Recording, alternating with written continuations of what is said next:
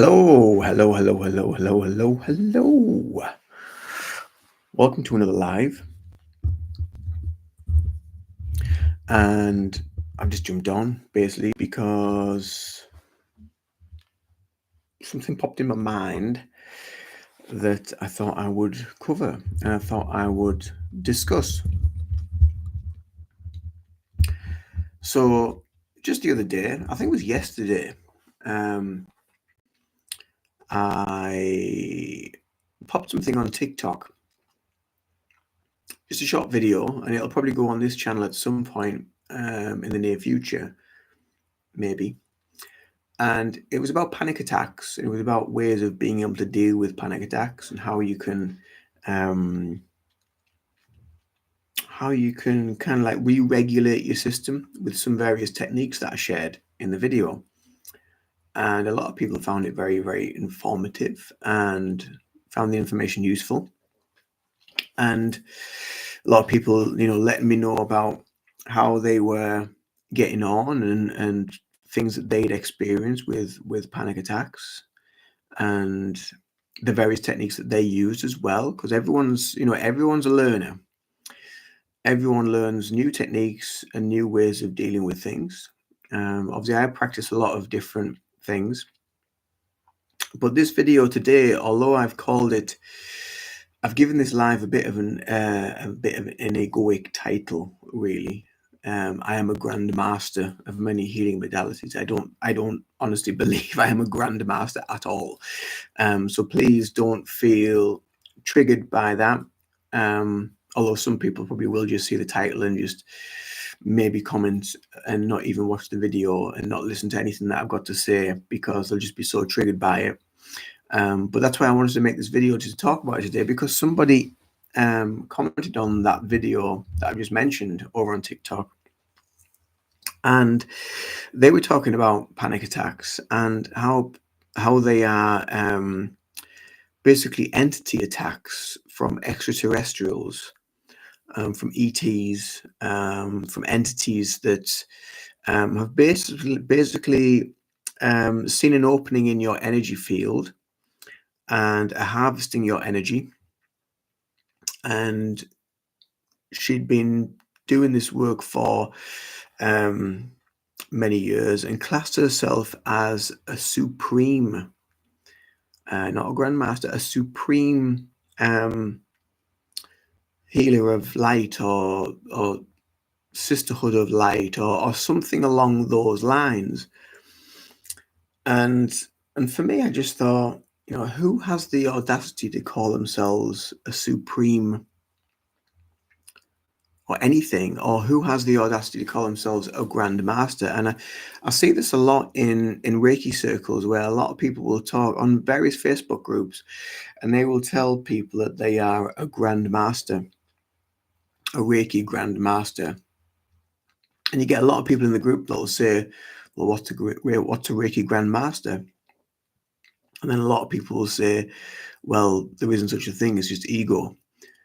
And, that is a little bit of a thing I think we have to be careful of within the spiritual community and within the healing community as well, because there is a lot of people out there that will class themselves as something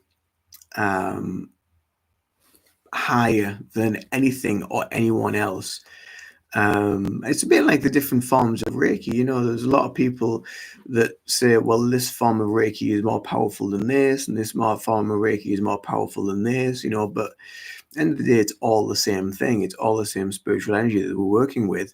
It's just through different veils of awareness, I suppose, that it's being released and put out there. So when she'd said that she was this supreme healer, that for me, I just thought, as soon as I saw that, I was kind of like, all right, let's just see where you're going to go with this. So, and then she started going about extraterrestrials and ETs and how they're harvesting your energy, and that was it was an entity attack, and that's something that people are experiencing, and that's what panic attacks are. I thought, well, no, they're not, and I'm not denying the existence of ETs, extraterrestrial energy. I'm not denying the existence of entities, negative and positive. I'm not denying any of that. However, a lot of people are very quick to just say, when they've done a healing, they might say, oh, well, you've had I don't know, you've had an attachment from this grey, or you've had an attachment from this lizard being, or you've got this extraterrestrial creature has put an energetic shackle on you and made it impossible for you to be able to do various things, and that's why you keep having these panic attacks. And so that, for me, probably a few years ago, I would have gone along with it. But as you develop and as you become more aware of things and you become more in tune, a little bit more sensitive, and a lot of the ego kind of like drops away, then you start to realize that actually, nobody is a grandmaster.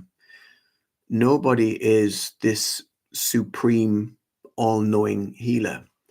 If anybody ever tells you something like that, then run in the other direction, basically. Because I think if anybody is on the healing path, on a spiritual path, you will find they will all be extremely humble, and will not want to shout from the rooftops about their level of whatever. I mean, on my channel, I never talk about how I never call myself a grandmaster or a supreme healer, or even though I've put it in the title. And I know, just to clarify, anybody that's just watching now, I know I've put that in the title, but that was basically, maybe it's a bit of a clickbait title, but I think it's something that we just need to be a little bit more aware of within the spiritual and healing community, that there are a lot of people out there that will give themselves titles, that will give themselves labels, that they can do certain things. And a lot of the time, it's actually you, the individual that is receiving the healing, the actual, a healer doesn't directly heal anybody. And there's a lot of people that talk about, Bashar talks about this, and Daryl Anker that channels Bashar, and also Dolores Cannon, who did the quantum healing technique as well. They talk about this as well. And a healer doesn't directly heal anybody. The only thing that they can do is, through their own practice, through their own discernment, through their own letting go and shedding away of ego and belief systems and structures, that they eventually are able to raise their vibration enough to be able to put you in a similar frequency, to allow this healing to take place within you, with where you are, wherever you may be. So you book a healing session, you go and see somebody, you go for some Reiki, you go for whatever form of healing it might be, but it's down to the individual, it's down to the actual practitioner, it's down to their devotion to their practice, that helps them to be the best version of themselves that they can be, and to be on the right vibration to be able to facilitate that healing for you. So like I say, anybody that ever says things like that they are a grandmaster, or this supreme healer of whatever modality it might be, then my advice would be just to run the other way, because a lot of that for me is kind of like ego in a way. They're putting themselves on this pedestal, and granted, they may have had many years of experience, they may have had a lot of years of experience, but I personally feel the more years you experience you have, the more you let go of these different titles and you become more, you're just you. You are doing what you can do to facilitate that. And so my response to this lady was, I think it was a lady, when she was saying about these things being extraterrestrial or entity attachments, my response to that was basically, well, if that's what you believe, that's what you're going to get. So our beliefs, our mental beliefs and our thoughts, whatever our thoughts may be. So this is the other thing where we have to be quite careful, is that if somebody who you've gone to get healing from tells you something along the lines of like what I mentioned before, that or you've got a great alien attached to your aura or your crown or the living in your home or whatever, and the harvesting off your energy. If anybody ever says that, and if you fully believe that and you fall into that way of thinking, what do you think it's going to do over time? So our beliefs, if we get pulled into a lot of this stuff, and again, like I said earlier, I'm not denying the existence of entities. I'm not denying the existence of negative and positive energy or ETs, extraterrestrials, different energetic beings. I'm not denying or actually admitting them as well. I don't know. I don't know. All I do is I feel and I sense with what I can. And, a lot of the time, I think it's all show. A lot of the time, I honestly do. I think a lot of it is show, because it brings more money in, maybe. It's very good theatre. It sounds quite exciting to some people, if they've been kind of like pulled down that pathway. So I think we just need to just be a little bit careful with that, with regards to people that give themselves these sort of grandiose or titles. Just being careful with that. We've had a few people pop in and out on the live, not many, so I didn't think there would be many people joining to, because I haven't been on live for a while, so I didn't think there would be many people that would be jumping on board anyway to chat. But I just thought I just wanted to cover that today in this quick video, and just cover that interesting subject, because, like I mentioned earlier, that there is a lot of people in different groups that I follow that will give themselves this title, saying that they are a Reiki Grandmaster, and a lot of people that are in those groups will say, well, there's no such thing. I think the only person, and I don't even think he would, but the only person that maybe has the wisdom or the way of being able to call themselves that would be someone like Mika Asui,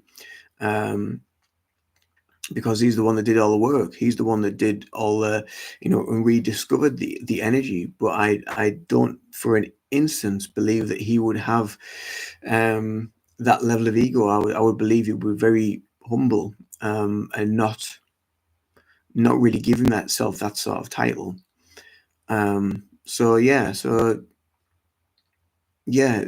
isn't really, in my opinion, there are a lot of people that do a lot of research, they do a lot of practice, they do a lot of self-healing, they do a lot of client work, and they probably will never ever call themselves a grandmaster, and rightly so, because they're humble, they're focusing on themselves, they're building themselves, they're building their own practice, and they're building more wisdom. So the more we work with the energy, the more we become aware of ourselves, the more we become aware of the energy, the more we become aware of being more and more present, more clear, because that's something as well that as you evolve in your practice, to begin with, it's all really exciting and it's all new, and you're always like looking, oh, what was that? What was I feeling?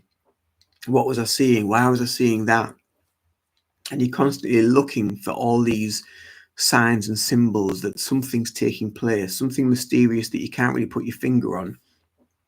Something is happening, but you don't know what. So you're constantly looking for validation that what you're doing is right. But as you practice and as you develop, you start to reduce that.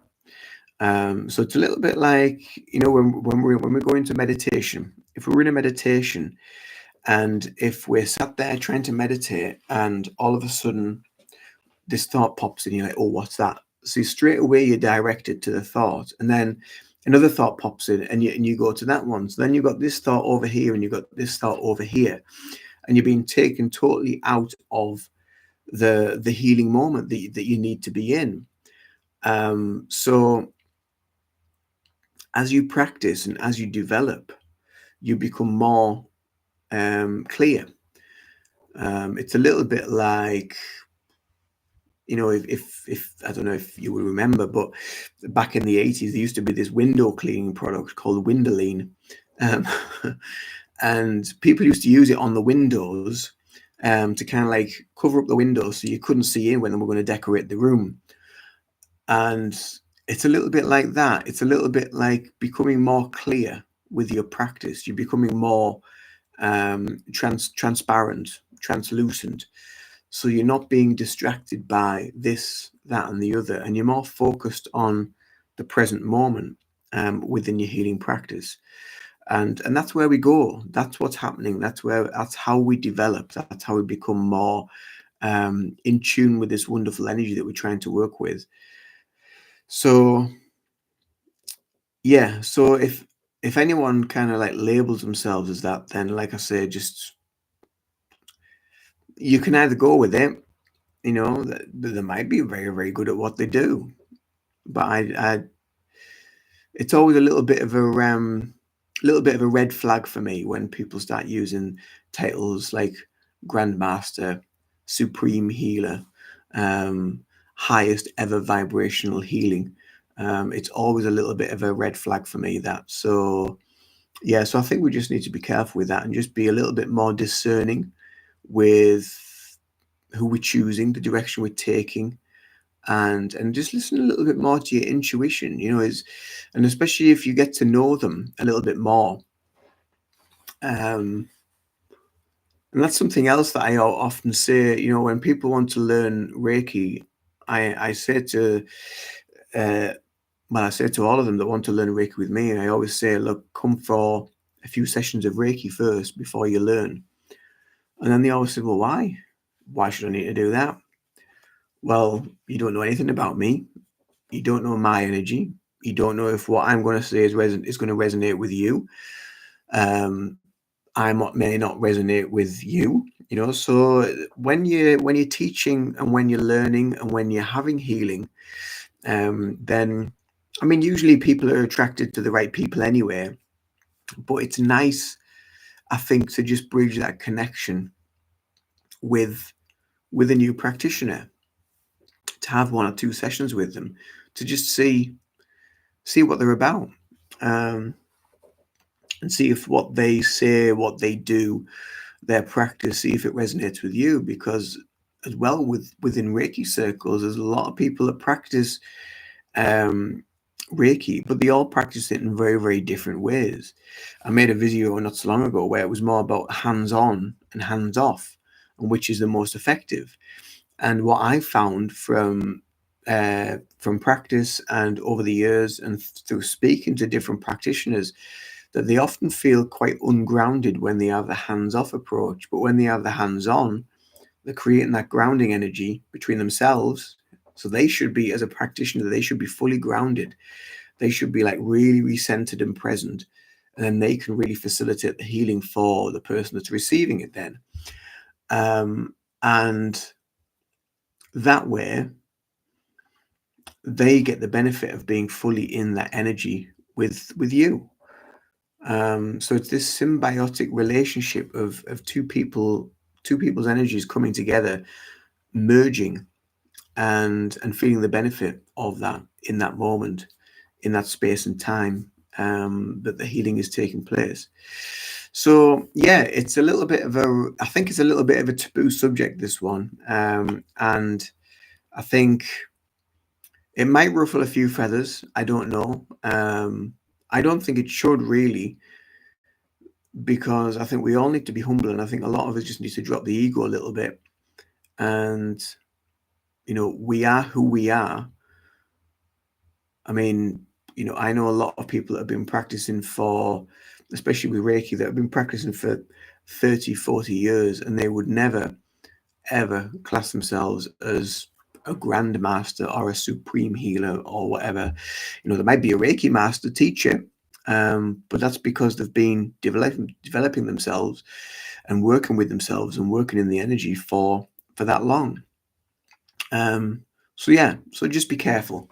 Just be careful with that. So anyway, I hope people are well. If you're tuning into this video after the broadcast, the live, I've just randomly come on just to talk about this because I didn't really have anything else to do, really.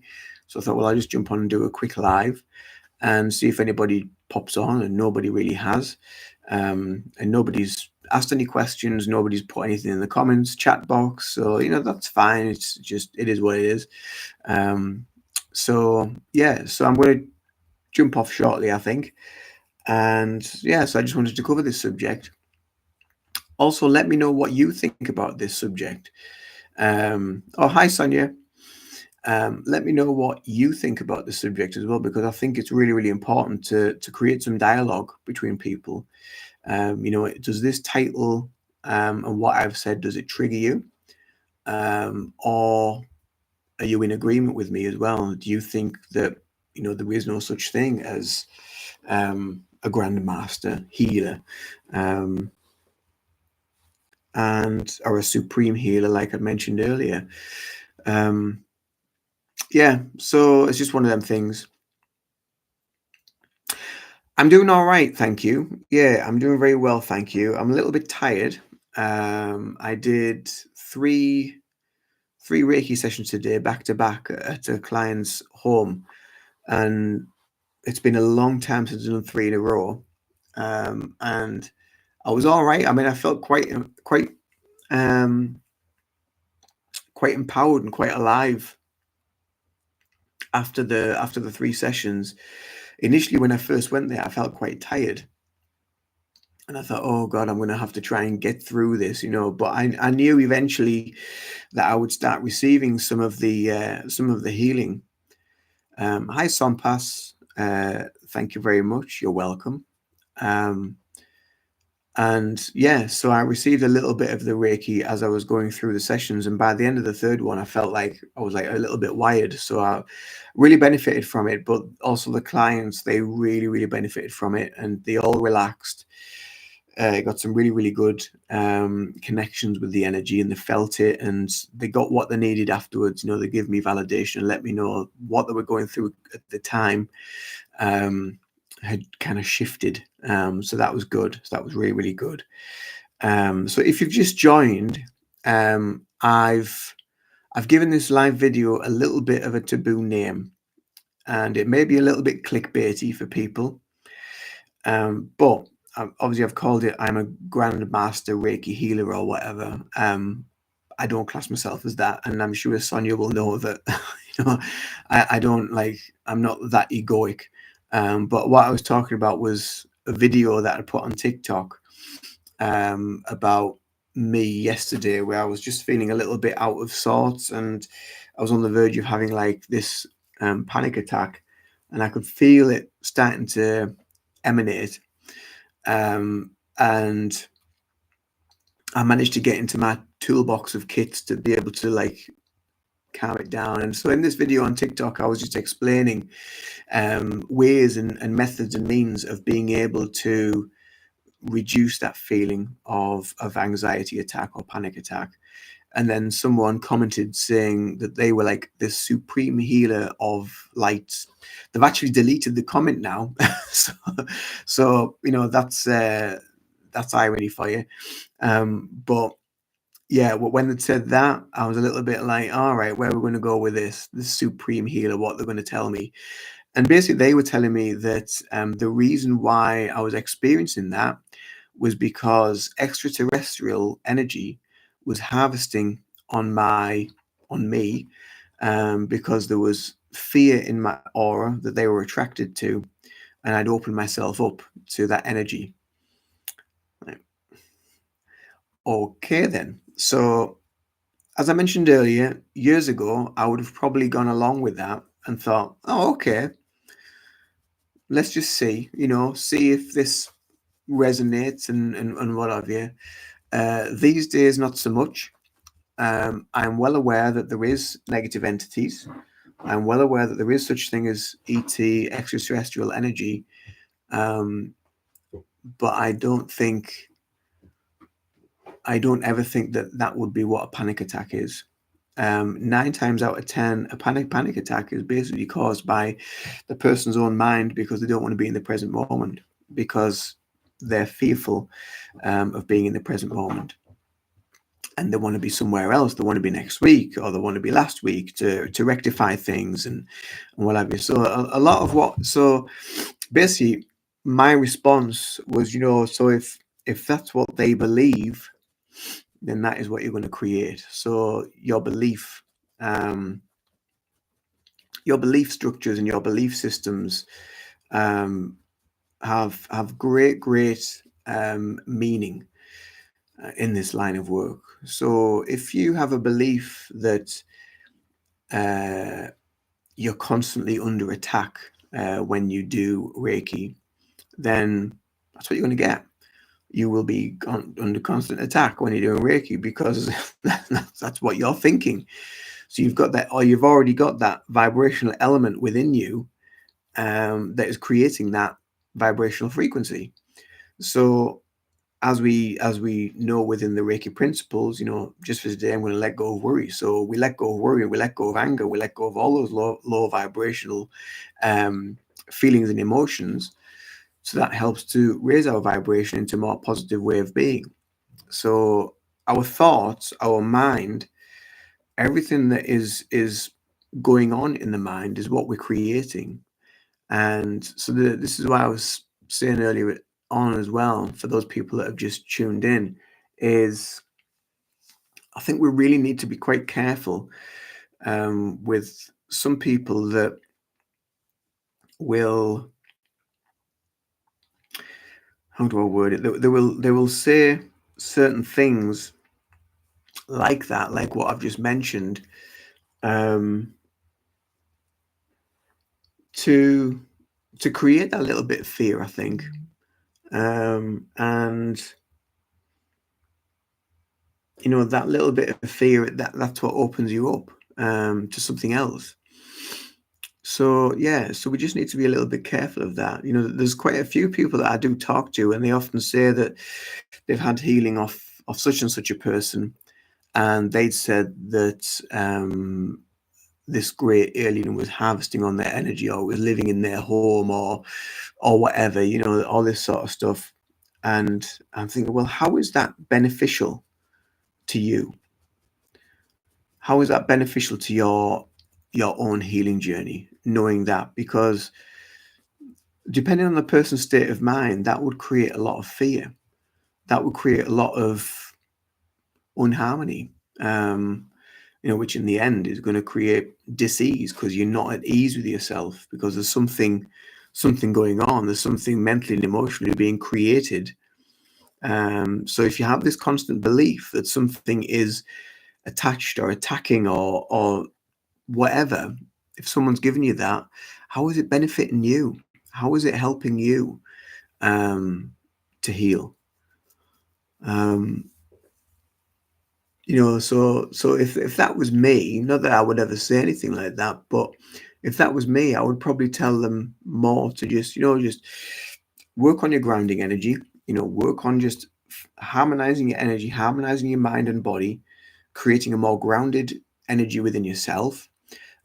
So when we talk about grounding as well, this is a really, really important aspect of grounding. So a lot of people talk about grounding, and they just talk about this one aspect, and they basically say, go and walk on a beach barefoot, go and walk in a field barefoot, and that grounds you. Yes, it does. It has a grounding effect, so I'm not going to deny that. However, just doing one walk across a beach or one walk across a field doesn't mean your energy is grounded, because you could be walking across the beach and walking across that field and your head could be all over the place still. So you're still very, very ungrounded. Your grounding energy comes from your center of consciousness. It comes from uh, your beliefs, your belief structures. It comes from your breath. It comes from your way of being. So are you grounded in thought? If you're not grounded in thought and you're thinking all these different things, you're not grounded. If you've got a lot of stuff going on, a lot of turbulence in your life, and it's making you react and you're being pulled here, there, and everywhere, and you're draining your own energy and life force because you're becoming tired, you're not grounded. So walking on a beach and walking on a field barefoot, that will help to ground you, but you have to do all the practices alongside that as well to help to ground your energy, such as when you are on the beach, mindful walking, being aware of the sand between your feet, and feel that nice sensation of just sinking into the ground, using meditation to ground your energy. Where are you breathing? How are you breathing? Focusing on that breath, um, focusing on where your mind is. All that is to do with your grounding. So there's a lot more than just one thing. So it is a practice. And, grounding your energy is, especially when you've got anxiety or when you've got an anxious mind, grounding your energy takes time. It takes years, months and years of practice to be able to just balance, just harmonize the mind and just settle things down, allow the dust to settle. And then once the dust starts to settle, which is what I'm seeing in my mind's eye now, this this sort of vision of like a sandstorm. You've got all this stuff that's churned up in this sandstorm, and you can't quite see through it. As the sandstorm passes and everything becomes calm, then you can see clearly again. And that is what it's all about. It's about clear seeing. And the more that we see clearly, and we're not pulled away in different directions with whatever might be going on in the mind, then we'll become more present because we're more aware, because we're seeing clearly, we're seeing ourselves clearly, because we're connecting more to the mental, the emotional bodies, the physical body, the spiritual bodies. We're focusing more on that, and we're more aware of it, so we're more clear. So it's quite a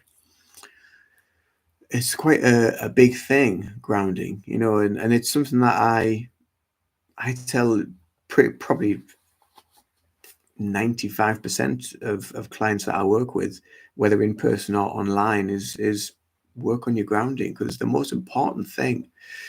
There's a lot of people that focus only on things like the third eye, or going into the astrals and connecting to higher source consciousness, and going into the higher self realm, and wanting to connect with spirit guides and all this sort of stuff. But if they're not grounded, if they're not stable, then they're going to get uprooted. They're going to get pulled away.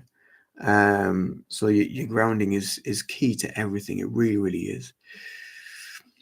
And no, sorry, Sonia, I did see your message, but no, I just don't leave myself open for that sort of stuff. You learn over the years, you learn boundaries, and working with people, working in the public sector, working in stores and things like that over the years. And me and Sonia worked for a while in a supermarket, different departments, but same supermarket.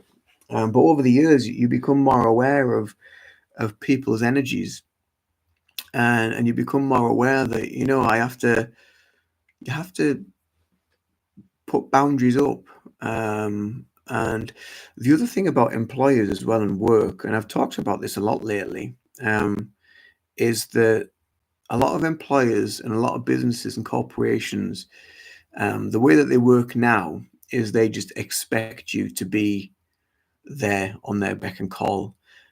Because we're all ready available now. There's apps, there's text messages, there's emails, There's, you know, all that sort of different corporate stuff where you can be contacted and connected with, so much more easier than what it used to be like years ago, where you would clock off and that was it. You would go home and, you know, you won't hear from me again until Monday or whatever. Where we don't have that anymore. And because that's gone, more people are living in, they're just living in work mode, that they haven't got that separation.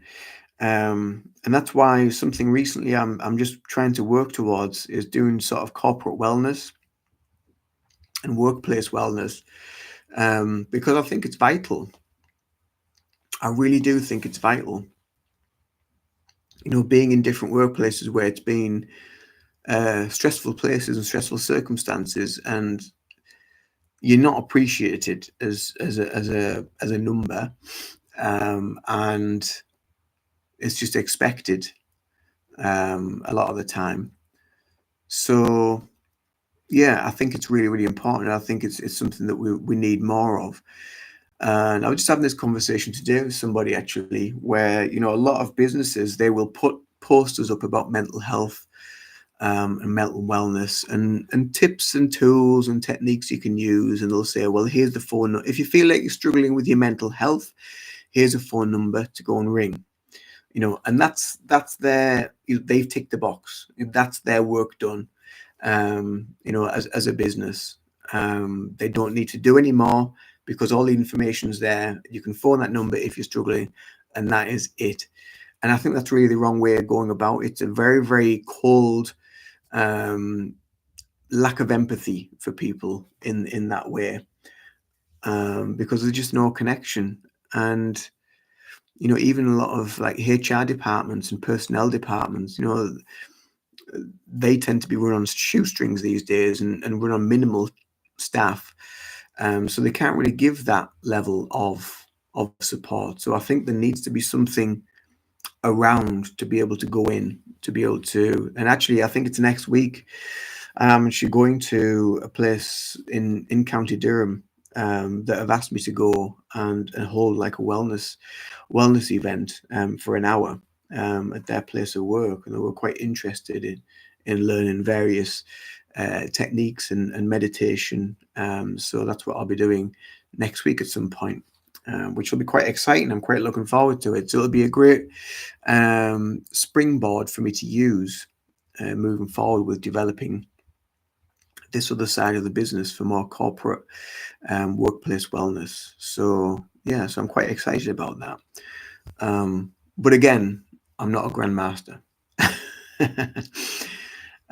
So yeah, so that's about it really. I don't really have much else to talk about other than the fact that I'm just feeling, I was feeling a little bit tired. I've had a little bit of a nap when I got in, for well, maybe it wasn't even a nap really. It was more like a deep meditation for about half an hour, and then woke back up again, but still feeling a little bit out of it.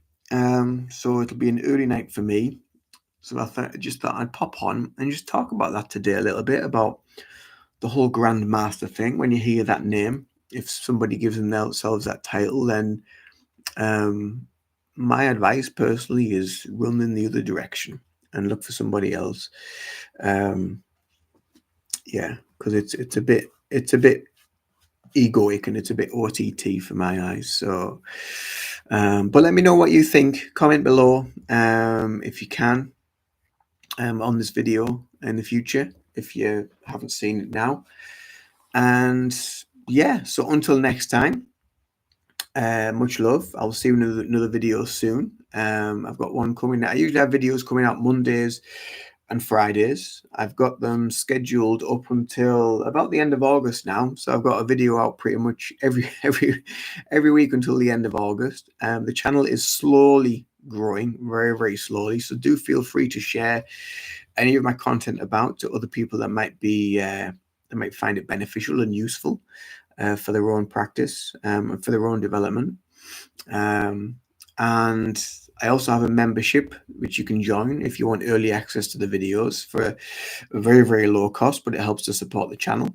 And all my links are always in the descriptions box below as well, for my website, all of my social media connections, if you want to get in touch via that way. And yeah, that's pretty much it, I think. So if you've enjoyed, do give this video a thumbs up, because it really helps the algorithm. It helps the channel to get seen. And also, if you're just watching this and you haven't subscribed to the channel, do feel free to subscribe. And I won't check you out. I'll see you in another video very, very soon. So do take care of yourselves, be well, and toodaloo for now. All right. Have a wonderful, wonderful day, evening, whatever time of day it is for you. Toodaloo. Bye-bye.